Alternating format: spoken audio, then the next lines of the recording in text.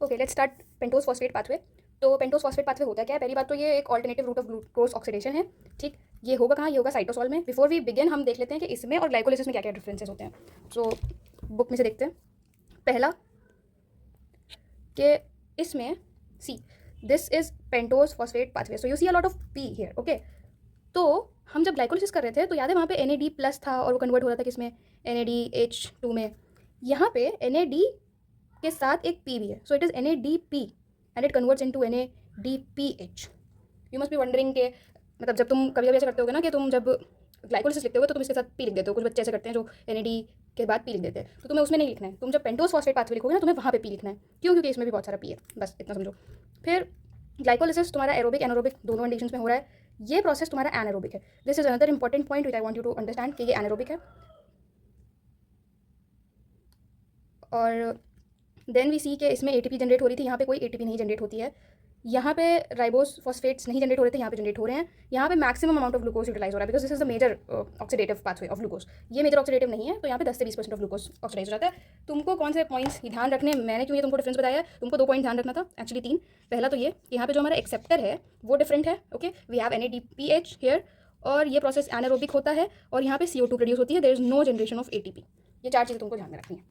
Okay, सबसे पहले हमको क्या पता होना चाहिए कि जो भी पाथवे है उसका लोकेशन क्या है। तो लोकेशन क्या है? साइटोसॉल है। You can also see there is a yellow line here, that means कि साइटोसॉल या साइटोप्लाज्म के अंदर हो रहा है पूरा का पूरा प्रोसेस। दूसरी चीज़ हम क्या देखेंगे कि हम क्या लेके एंटर किए, तो हम ग्लूकोज 6 फॉस्फेट लेके एंटर किए। ठीक है, अब हमने इसको 3 बार लिखा है। तुम मान लो कि ये pentose phosphate pathway there are 3 P's, therefore you write the substrate thrice. Okay, now we understand कि हम आगे कैसे जा रहे हैं पाथवे में। ठीक है, अभी तुम्हें कुछ नहीं लिखना चाहिए, अभी तुम्हें बस ये लिखना चाहिए, ये इतना। देखो, ग्लूकोज 6 फॉस्फेट है। ठीक, ये एनारोबिक रिएक्शन है। जब ग्लाइकोलिसिस हम एनारोबिक करा रहे थे तो क्या बन रहा था? लैक्टोज बन रहा था। वैसे ही यहाँ पे आओ तो अगला प्रोडक्ट याद रखने के लिए मैं तुम्हें बता रही हूँ कि यहाँ पे क्या बनेगा? ग्लूकोज 6 फॉस्फेट से 6 फॉस्फोग्लूकोनो लैक्टोन। ये बात आप कैसे ध्यान रखेंगे? आप इस बात से ध्यान रखेंगे कि एनारोबिक रिएक्शन है, so something similar of lactose बन रहा था, तो क्या बन रहा है? लैक्टोन बन रहा है। Okay, now coming to the other product. ये क्या है? 6 फॉस्फोग्लूकोनेट। ठीक है, तो ये ग्लूकोनो लैक्टोन है, ये ग्लूकोनेट है, ये 2 चीज़ें। तो ये 2 नाम अभी नए हैं, इसके बाद तुमने कभी भी नहीं पढ़े हैं किसी भी पाथवे में, किसी भी प्रोसेस में। ये 2 नए नाम है जो तुमको याद रखने हैं। बाकी सब वही सब पुराना है। इसके आगे पीछे एंजाइम्स तो you can write very easily. ठीक है, नाउ सी, अब पहले वाले प्रोसेस में you see here we have एक NADPH2 का फॉर्मेशन। अभी तक हम कैसे लिखते थे? अभी तुम बहुत लेमन तरीके से लिख रहे होते थे कि अगर NADPH बन रहा है या NADPH2 बन रहा है तो वी यूज टू राइट बस ऐसे ही कि हाँ ये NADH2 बन गया। ठीक, ऐसे हमेशा लिखते थे। फिर मैंने तुमको इसके पहले वाले वीडियोस में बताया था कि there is a way of writing. Okay, तो यहाँ पे आई टेल यू कि ये NADP प्लस है। Okay, it gets converted into NADPH plus H plus. ठीक, ये चीज़ क्यों हो रही है? क्योंकि यहाँ पे जो भी तुम्हारा सबस्ट्रेट होगा ना, इसमें से एक हाइड्राइड आयन ये एक्सेप्ट कर लेता है, हेंस दिस इज फॉर्म्ड।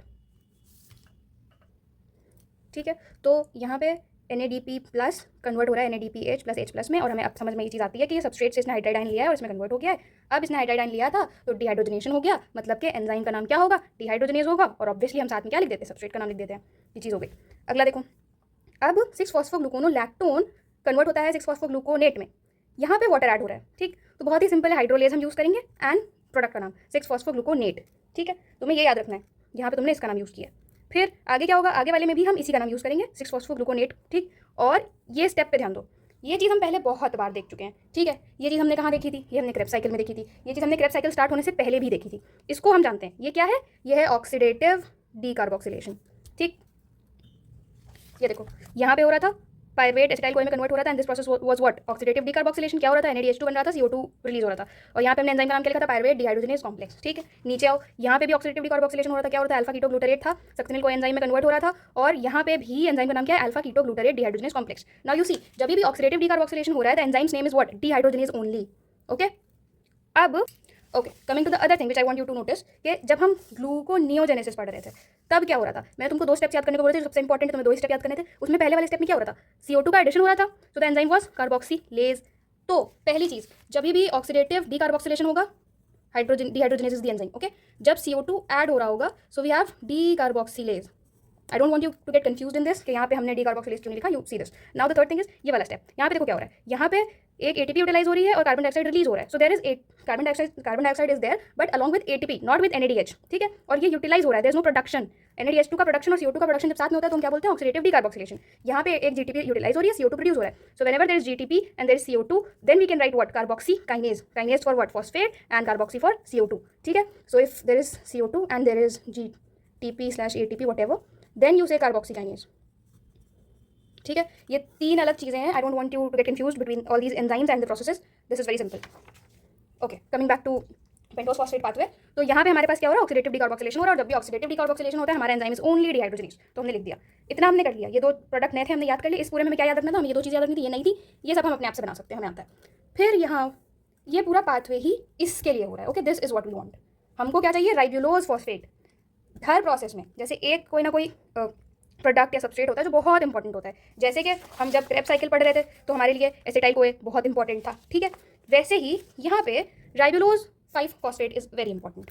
जहाँ तक राइबोलोज 5 फॉस्फेट बन रहा है वहाँ तक you see these steps are going in a single direction only. ये सीधा सीधा जा रहे हैं, देयर इज नो वे कि ये सब रिवर्स हो जाए, ठीक है। ये पूरा सीधा प्रोसेस है। So it is irreversible first of all, then the second thing is it is oxidative as well. You can see कि यहाँ पे ऑक्सीडेशन हो रहा है, so it is an oxidative irreversible phase, ठीक। तो फेज 1 तुम्हारा जो होता है वो ऑक्सीडेटिव और इरिवर्सिबल होता है। इतना हमने कर लिया। तुमको आधा पेंटोज फॉस्फेट पाथवे आ गया है, बाकी आधा क्या है वो बहुत ईजी है। Let's see. तो तुमने देखो यहाँ पे तुम 3G6P ग्लूकोज 6 फॉस्फेट लेके एंटर किए थे, तो तुम ऑब्वियसली 3 राइबोलोज फॉस्फेट बना के निकलोगे, राइट। तुम बना के निकले। अब देखो, अब थोड़ा सा तुमको ध्यान रखना है एंजाइम्स के बारे में। 2 एंजाइम्स हैं, इसके बाद 2 एंजाइम्स ऐड कर रहे हैं। एक तुम्हारा है R5P3 एपीमरेज, ठीक, 3 एपीमरेज, और एक है आइसोमरेज, यहाँ पे भी 3 एपीमरेज। एपीमर्स क्या होते हैं, एपीमर्स क्या होते हैं, जब तुम एक एसिमेट्रिकल कार्बन के अराउंड स्ट्रक्चर चेंज हो रहा होता है, दैट इज एपीमर, ठीक। राइट, तो मतलब तुम्हारा क्या है कि मान लो तुम 2 मोनोसैकेराइड्स हैं, ठीक है, और उनका स्ट्रक्चर एकदम सेम है, बस एक एसिमेट्रिक कार्बन के अराउंड डिफर कर रहा है, तो दैट इज एपीमर। तुमको नहीं समझ में आया एपीमर क्या होता, बाहर में जाए, कोई मतलब नहीं है, ठीक। पर ये ध्यान रखो कि यहाँ पे एपीमरेज है, यहाँ पे आइसोमरेज है, ठीक है। जब तुम्हारे पास एपीमरेज होगा तब यहाँ पे जाइलुलोज बनेगा, जब तुम्हारे पास आइसोमरेज होगा तब यहाँ पे वही सेम चीज़ रहेगी, राइबोलोज ही रहेगा। अब इसको जानने से पहले मुझे तुम्हें एक चीज़ बतानी है, तो इसके पहले हम एक जगह से टहल के आते हैं। वो जगह क्या है, वो जगह है क्लासिफिकेशन ऑफ सैकराइड्स, ठीक। बहुत सिंपल, कोई बहुत बड़ी बात नहीं है। सी क्लासिफिकेशन ऑफ सैकराइड्स में हमारे पास क्या होता है, तुमको पता है कि मोनोसैकराइड्स होते हैं, ओलिगोसैकराइड्स होते हैं और पॉलीसैकराइड्स होते हैं, ठीक।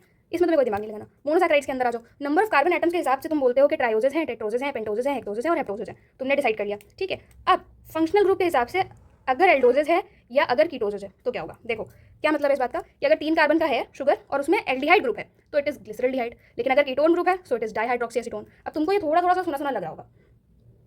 वो तुमको क्यों सुना लग रहा है, क्योंकि जब तुमने पीछे ग्लाइकोलिसिस पढ़ा था तो देखो यहाँ पे ग्लिसरल्डिहाइड था और डाइहाइड्रोक्सी एसीटोन था, और ये दोनों एक दूसरे के क्या थे, आइसोमर्स थे। मतलब दोनों ही में सेम नंबर ऑफ कार्बन है, इंटर कन्वर्टेबल फॉर्म है। अगर तुमको थोड़ी सी भी केमिस्ट्री आती है तो तुमको ये बात पता होगी कि एल्डिहाइड और कीटोन भी कन्वर्ट हो जाता है एक दूसरे में। सो नाउ यू गेट के वो दोनों एक दूसरे के आइसोमर्स क्यों रखे हैं, ठीक है। तो ये तो तुमको आता है कि ट्रायोजेस में कौन से 2 होते हैं, तुमने ग्लाइकोलिसिस में पढ़ा था, you are very smart, so you know. 4 carbon में आ जाओ, देखो जितने भी ये पिंक मैंने कर रखे हैं ना, तुम्हें बस इतने ही पेंटोज फॉस्फेट पाथवे में मिलेंगे, ठीक है। बाकी सब बस हैं।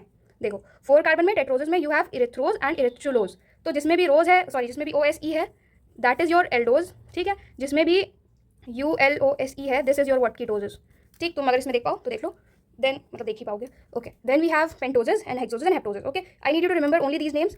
ग्लिसरल्डिहाइड है, ठीक है, फिर इरिथ्रोज है, फिर राइबोलोज, जाइलुलोज, फ्रक्टोज, सीरोहेप्टिलोज, ये 4 नाम और ये 2 नाम। अब तुमको एकदम क्लियरली दिख रहा होगा कि ये दोनों एल्डिहाइड में आ रहे हैं, ये चारों कीटोन में आ रहे हैं, ठीक है। बस इतना याद रखो कि ये दोनों एल्डिहाइड में आ रहे हैं, कीटोन में। तुम्हें ये भी ध्यान नहीं रखना है, बस तुमको नाम ध्यान रखना है एंड यू सी कि तुम कौन सा वाला याद कर रहे हो, because I don't want you to be confused between these 2, ठीक है। हम कौन सा PPP में यूज़ कर रहे हैं, ये पिंक वाले, ठीक है। तो 2 यहाँ से और बाकी सब यहाँ से।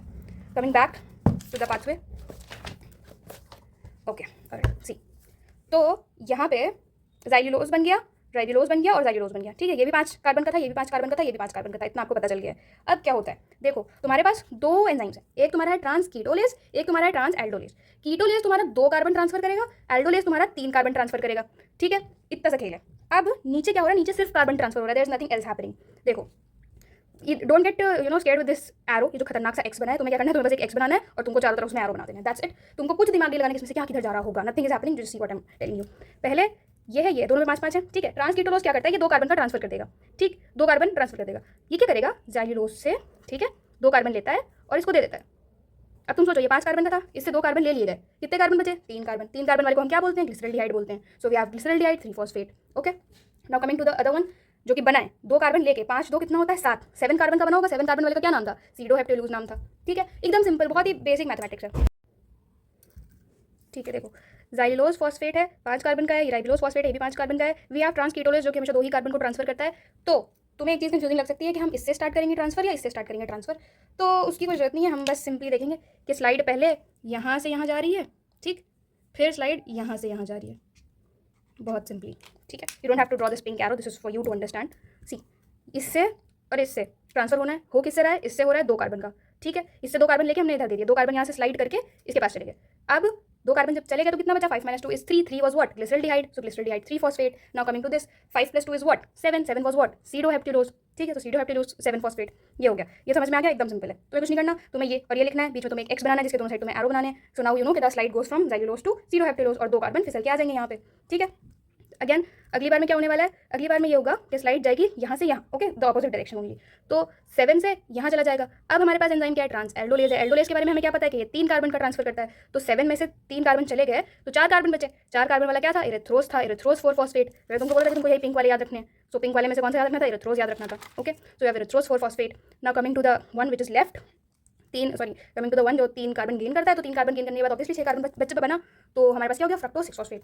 सी, this is how it works, okay. So you should know the classification of monosaccharides, ठीक है, तब तुमको ये चीज़ थोड़ा थोड़ा समझ में आ जाएगी। अब जो चीज़ यहाँ पे हो रही थी ना, वही सेम यहाँ पे चिपकानी है तुमको। देखो क्या होगा, ये इरेथ्रोज 4 फॉस्फेट है, ये जाइलोज 5 फॉस्फेट है, ये तो इन दोनों के बीच वाला हो गया, ठीक। अब कमिंग टू दिस वन, तो यहाँ पे क्या होगा, ये 5 है, ठीक, ये 4 है, ठीक है। अब तुम देखो क्या होने वाला है। पहली बात, कॉमन सेंस अगर तुम में हो तो तुमको ये बात समझ में आ जाएगी कि हम ये 4 कार्बन वाले से तो बिल्कुल भी 2 कार्बन का ट्रांसफर नहीं कराने वाले, क्योंकि हमने कोई भी यहाँ पे 2 कार्बन का तो पढ़ा ही नहीं है। तो 2 कार्बन वाला तो कुछ बनता ही नहीं है, ठीक है। तो हम 4 कार्बन से तो बिल्कुल नहीं ट्रांसफर कराएंगे। हम किससे कराएंगे, हम करेंगे 5 कार्बन वाले से। अब बहुत सिंपल है, ये 5 है, इससे हमने 2 कार्बन इधर दे दिया, एंजाइम क्या है, ट्रांसकीटोलेज। 2 कार्बन इधर दे दिया तो ये कितना हो गया, 4 5 6, 6 हो गया। 6 वाला क्या था, फ्रक्टोज 6 फॉस्फेट। अब ये 5 था ना, इसने 2 कार्बन दे दिया तो 3 बचा। 3 क्या था, ग्लिसरलडिहाइड 3 फॉस्फेट, ठीक। सो दिस इज हाउ तुम्हारा pentose phosphate pathway works. It is quite easy. नीचे वाला पार्ट तुमने अगर याद करना हो तो इट इज इजी। तुम एक और बार देखो, सो यू विल अंडरस्टैंड, ठीक है। एक और चीज़ तुम्हें बतानी है कि जो ट्रांसकीटोलेज है ना, इसके साथ में there is a coenzyme known as TPP which is thiamine pyrophosphate, ये लिख देना, ठीक है। अदर देन दिस, ये वाला जो फेज है तुम्हारा, ये कौन सा फेज है, ये नॉन ऑक्सीडेटिव फेज है, कोई ऑक्सीडेशन नहीं हो रहा, एंड इट इज रिवर्सिबल, क्योंकि सारे एरो दोनों तरफ लगे हुए हैं, ठीक। सो यहाँ पे ये नहीं लगाया था मैंने, ओके, ठीक है। So this is all about your pentose phosphate pathway. Now coming to the regulation and significance. Significance में आ जाओ, देखो हम क्या कर रहे हैं, हम राइबोलोज 5 फॉस्फेट बना रहे हैं। क्यों बना रहे हैं, ये हम पेंटोजेस क्यों बना रहे हैं, क्योंकि इससे न्यूक्लियोटाइड और न्यूक्लिक एसिड बनता है, ठीक, एज सिंपल एज दैट। दूसरा हम क्या काम कर रहे थे यहाँ पे, पीछे हमने क्या किया कि पेंटोजेस और हेक्सोजेस का इंटर कन्वर्जन करा दिया। तीसरा NADPH जनरेट हो रहा था। अब ये NADPH क्या क्या क्या करता है, ये क्या करेगा, पहली चीज biosynthesis of fatty acid, cholesterol, steroid, neurotransmitter. ऊपर की 3 चीजें तुम्हें थोड़ा फैट से रिलेटेड नहीं लग रही हैं, and the last one is neurotransmitter. और ये क्या करता है, ये डिटॉक्सिफिकेशन कराता है। और ये क्या करता है, ये ग्लूटाथायोन का लेवल रिड्यूस करता है। दिस ग्लूटाथायोन वाली चीज़ अलग से है अबाउट ग्लूटाथायोन, जो मैं इसके बाद बताऊंगी, मतलब आगे in somewhat I think haemoglobin something something में है ये चीज़, तो ये मैं वहाँ पे बताऊंगी, बट अभी तुम इतना ध्यान रखो कि ये वहाँ पे रोल प्ले करता है। देन वी हैव आयरन, जो हीमोग्लोबिन का होता है, इसको रिड्यूस रखता है, इसको Fe2+ वाली स्टेट में रखता है। मेथ हीमोग्लोबिन का फॉर्मेशन रोकता है और फैगोसाइटोसिस कराता है। ये बहुत याद करने वाली चीज़ है, तुम आराम से याद कर सकते हो, ठीक है। फिर वही बात है, अगर तुमको सिग्निफिकेंस नहीं आ रहा है तो तुम क्या लिखोगे, कोई भी पाथवे हो, पहली बात वो प्रिकर्सर जनरेट करता है, ठीक है, तो प्रिकर्सर जनरेट करेगा फॉर अदर पाथवेज, ठीक। फिर दूसरी चीज़, वो हमेशा अगर कहीं पे भी तुम्हें ATP NADPH मिल रहा है तो तुम लिख दो कि इस चीज़ को जनरेट करता है। अगर तुमने इतना भी लिख दिया है तो ठीक है, तुमको आगे का मान लो नहीं आ रहा है यार, इतना लिख दो, मतलब छोड़ के बताओ significance, at least write 2 things about it. Then coming to regulation. अब रेगुलेशन में फिर वही किसी पटी कहानी है, 10 बार वही हमें पढ़ना है। तो इसमें एक चीज़ तुम याद रखो, एक नई बात है कि फर्स्ट स्टेप देखो, जैसे सिग्निफिकेंस में तुम्हारे पास एक नई बात थी है कि न्यूक्लियोटाइड न्यूक्लिक एसिड वाला पार्ट था, ठीक है, वैसे ही तुम्हारे पास रेगुलेशन में एक नई बात है कि जो इसका पहला स्टेप होता है ना, वो रेट लिमिटिंग स्टेप है, ठीक। दूसरी नई बात क्या है कि जो NADPH है वो कॉम्पिटिटिव इनहिबिटर है इसका। ये कोई नई बात नहीं है, ये पुरानी बात को लपेट के बोला गया। हमेशा ही जब तुम्हारा कोई रिएक्शन, मतलब कोई भी प्रोसेस हो रहा होता है, तो एक पार्ट के बाद या तो उसका प्रोडक्ट या जो भी उसमें बन रहा है वो जब एक्सेस अमाउंट में बन जाता है तो वो क्या करेगा, जाकर के उसको इनहिबिट कर देता है। यहाँ पे NADPH इसका कॉम्पिटिटिव इनहिबिटर है, ठीक है, इसका अमाउंट बढ़ जाएगा तो ये इसको रोक देगा, ठीक। फिर ये एक चीज़ है जो तुम्हारी बुक में लिखी हुई है, विच इज़ कि जो तुम्हारा एंजाइम होता है ना, ग्लूकोज 6 फॉस्फेट डिहाइड्रोजनेज, ये इन्वर्सली रिलेटेड, मतलब बुक में ऐसे नहीं लिखा है। ये क्या होता है, NADPH जब बढ़ जाएगा तो ये कम होगा, मतलब इसको इनहिबिट कर देगा, ठीक है, तो प्रोसेस नहीं हो रहा होता है। वेल फेड कंडीशन में ये नहीं एक्टिव रहता है, ठीक, सॉरी, वेल फेड कंडीशन में ये एक्टिव रहता है, स्टार्विंग कंडीशन में ये इनएक्टिव रहता है। ये वही सिंपल वही वाली बात है जो हम इतने टाइम से पढ़ रहे थे। तो इसके पहले जब हम ग्लूकोनियोजेनेसिस पढ़ रहे थे तब हमने वहाँ पे ये चीज़ पढ़ी हुई थी, ठीक। This is how we relate everything in gluconeogenesis in glycolysis, और यहीं पे हमने अपना पेंटोज फॉस्फेट पाथवे भी ऐड कर दिया है। सो लेट्स सी अब क्या, देखो ग्लाइकोलिसिस पे आते हैं, ठीक। ग्लाइकोलिसिस मतलब ग्लाइकोलिसिस कब हो रहा होगा, तब होगा जब हमने खाना खाया होगा, मतलब वेल फेड कंडीशन है, खा लेते हैं तो इंसुलिन बढ़ जाता है, इंसुलिन बढ़ जाता है, ठीक। उसके बाद तुम कब खाना खाओगे, जब तुम्हारी लो एनर्जी स्टेट होगी। तो अगर लो एनर्जी स्टेट है, तुमने खाना खाया, इंसुलिन बढ़ गया और ग्लाइकोलिसिस हो गया। दिस इज सीधा सीधा, ये सीधा सीधा चल रहा है, ठीक। दूसरी चीज़, अगर तुमने खाना नहीं खाया, ठीक है, तब क्या होगा, तब ग्लूकोनियोजेनेसिस होगा। ठीक, तुम स्टार्विंग कंडीशन में हो, ठीक है, तुम्हारी बॉडी में अभी ग्लूकागॉन है, तो ग्लूकोनियोजेनेसिस हो रहा होता है। ठीक, अब पेंटोज फॉस्फेट पाथवेज में हम कहाँ पे फिट करेंगे? तो पेंटोज फॉस्फेट पाथवेज में यहाँ पे फिट होता है। अब पेंटोज फॉस्फेट पाथवे के बारे में क्या बोला गया है कि वेल फेड कंडीशन में, ठीक, बुक में ये चीज़ लिखी हुई है कि वेल फेड कंडीशन में NADPH का लेवल कम होता है, तो ये जो पाथवे है, ठीक, वेल फेड कंडीशन में इसका लेवल कम होता है। एंड सिंस ये दोनों इनवर्सली रिलेटेड है ना, तो अगर इसका लेवल कम होगा तो पाथवे होगा। ठीक, तो वेल फेड कंडीशन में NADPH का लेवल कम होता है, ये पाथवे हो जाएगा। ये एकदम तुम्हें इसमें से दिख रहा है। अगर वेल फेड कंडीशन है तो पाथवे क्या होगा? होगा। और तुम्हें एक रिलेशन क्या निकालना है? NADPH का। So when you read the book, ठीक, तो तुम्हें ये सब चीज़ें समझ में आएंगी। जैसे मैं तुमको यहाँ पे दिखा देती हूँ, ये सब कुछ तुम्हारी बुक में लिखा है। So when you read it, तुमको सब समझ में आ जाएगा। ठीक, अगर तुम्हारा बहुत दिमाग है तुम सब समझ जाओगे। तुम्हें याद कैसे रहने वाला है कि किसके बढ़ने से किसके घटने से क्या हो रहा था, तुमको ऐसे याद रहेगा। तो हर चीज़ का तुम ऐसे ही कोरिलेशन निकालोगे। दूसरा जैसे इंसुलिन है, ठीक, तो इंसुलिन में क्या होता है? इंसुलिन में ये इंसुलिन के होने से पाथवे इन्हांस होता है। ठीक, so once you make this, you can actually write the regulation of any pathway. तुम ग्लूकोनियोजेनेसिस का रेगुलेशन लिखोगे तो तुम इतनी चीज़ों के बारे में लिख सकते हो कि ग्लूकोनियोजेनेसिस का इफेक्ट, ग्लूकोनियोजेनेसिस पे इंसुलिन का इफेक्ट, ग्लूकागॉन का इफेक्ट, स्टार्विंग या डायबिटीज का इफेक्ट, वेल फेड कंडीशन का effect, low energy state, high energy state. ठीक है, so if you know how to write the answer, this is a very good way to learn regulation. हर process का regulation हम ऐसे याद करने वाले हैं, then you read from the book and then you write. So this is all about pentose phosphate pathway. Notes इसके and में होंगे and I make a Telegram channel for the notes probably, and the link will be given in description of every video and also the channel description. That's all for today. The next video will probably be of, I think, electron transport chain or maybe something else. Let's see. Okay, that's all.